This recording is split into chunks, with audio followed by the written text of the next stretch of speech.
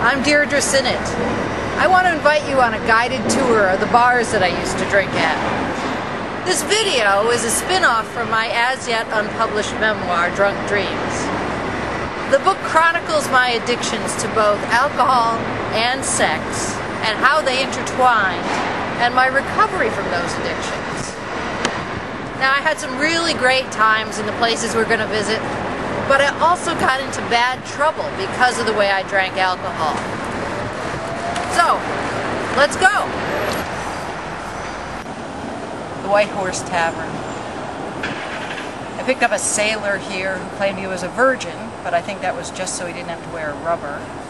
Another sailor who said he had murdered somebody in India, and a very sweet guy from Glasgow. Dylan Thomas used to drink here. He had his last beers here before he went to the Chelsea Hotel and collapsed. He died of pneumonia a couple days later. So I guess I'm lucky. Dodge's used to be here, which was a quintessential old man bar, meaning that they had 50-cent beers and a couple of people parked on the benches who've been there since 1950. Kettle of Fish is a place where I waited with great patience until I was finally able to pick up the sober bartender, who I'm not sure if he knew what he was getting into.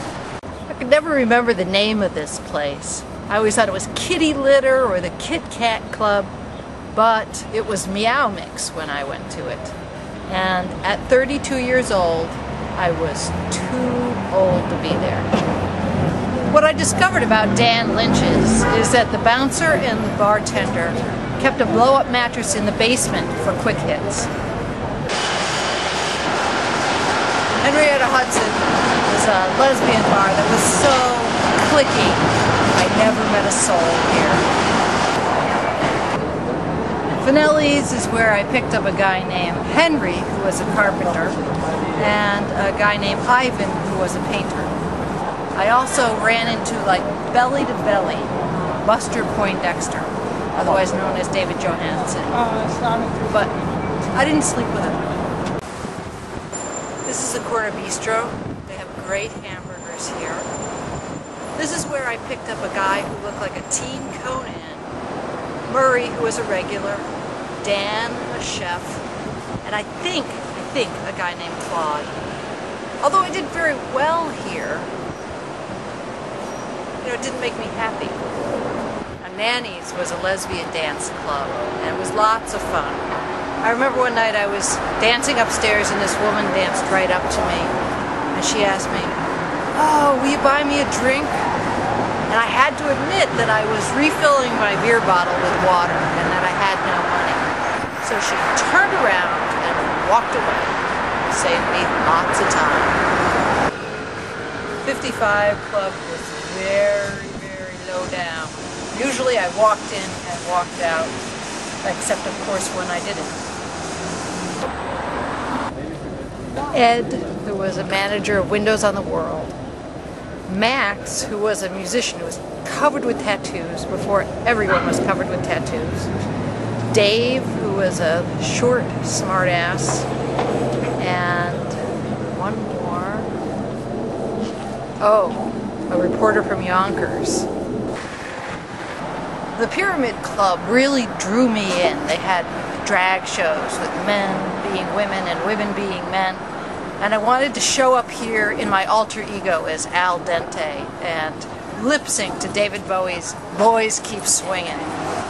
Grassroots Tavern. Steve from 59th Street. Art from New Jersey.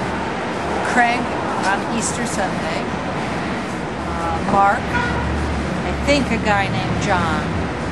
Now Mark was interesting. I was standing by the jukebox and he came up and he said, "Can you play the song I'm So Lonely I Could Die?" It worked. It may not look like much this place, but they used to have bands, and one time I picked up a musician named Bob, who every time he had a fight with his girlfriend he'd call me and we'd have sex. The reason this place is significant is this is where I was drinking one night and I was having no luck, and I decided I'm going home. And I came out and I crossed the street to hail a cab. Well, waiting for me in this cab was Jean Poirier, who was a man who drove me right to my bottom. The Cubby Hole is a lesbian bar. Here I had dinner with lots of women, picked up one woman named Petra. But here's also the place where I conceived of the epic bike trip that you can read about in Drunk Dreams. When I went here was Finian's Rainbow, and they had bands and you could play pool, quite an atmosphere. I didn't go here much, but the most significant thing is that my husband Charles used to drink here all the time.